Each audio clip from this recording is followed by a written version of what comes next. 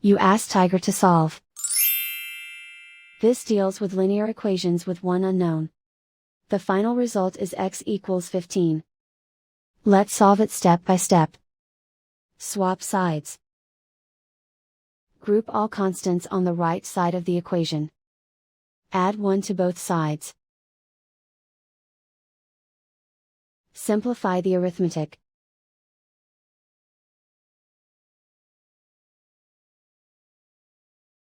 Isolate the x. Multiply both sides by inverse fraction 5/4. Group like terms. Multiply the coefficients. Simplify the fraction. Multiply the fractions. Simplify the arithmetic.